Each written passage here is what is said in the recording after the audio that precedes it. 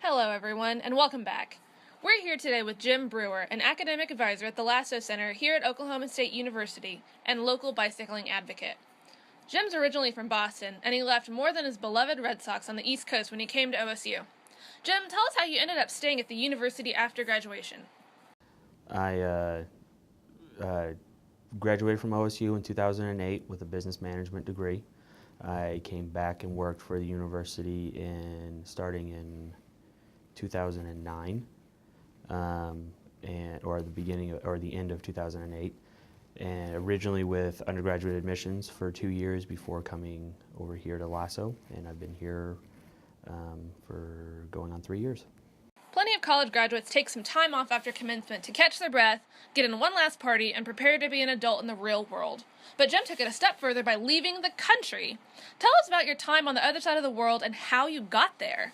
At the end of my academic career here, I was figuring out what I wanted to do next, and I kind of wanted a life experience, and was looking at various different programs and found World Teach through Harvard in Cambridge, Massachusetts.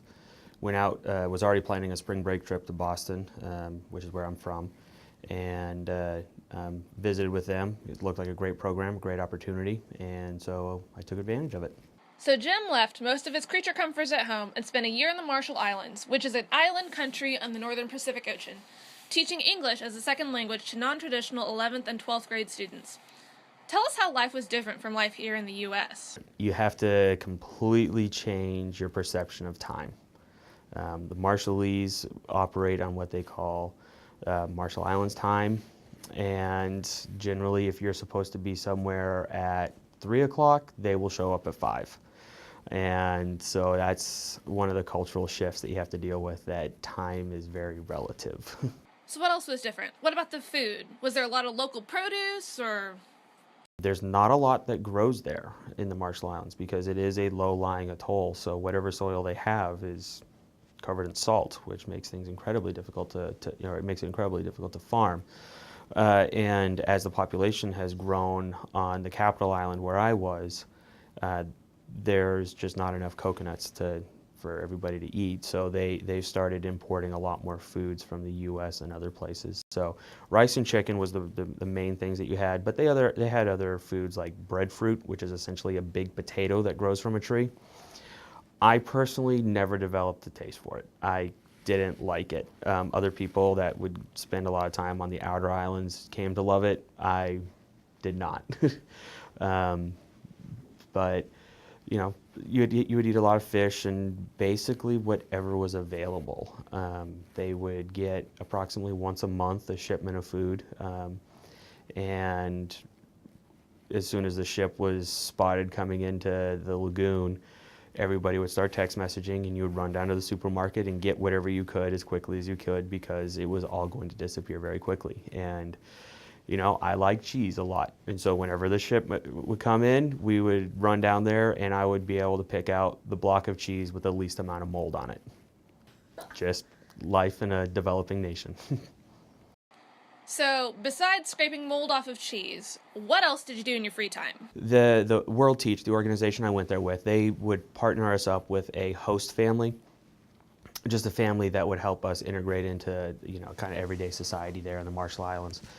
And my family every Sunday would go to a little island called Inamonit, which is part of the atoll that we lived on, and it was a 20-minute boat ride.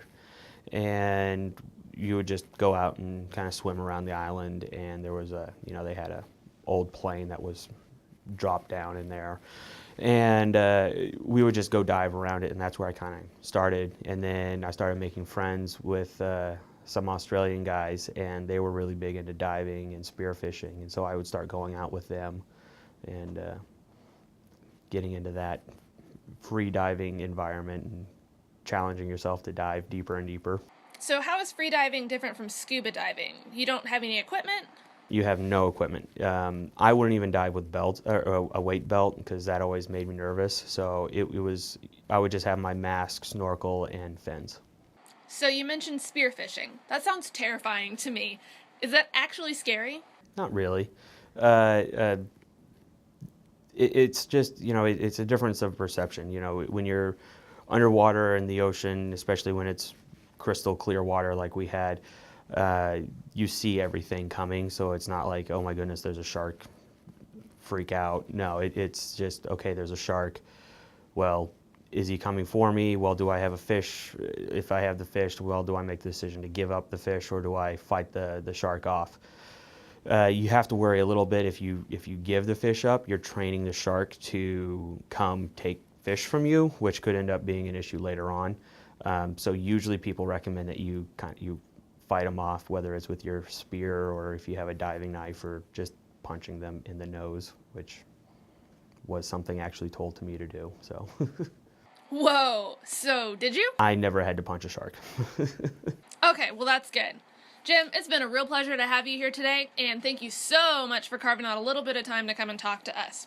Until next time, guys, I'm Sally Asher.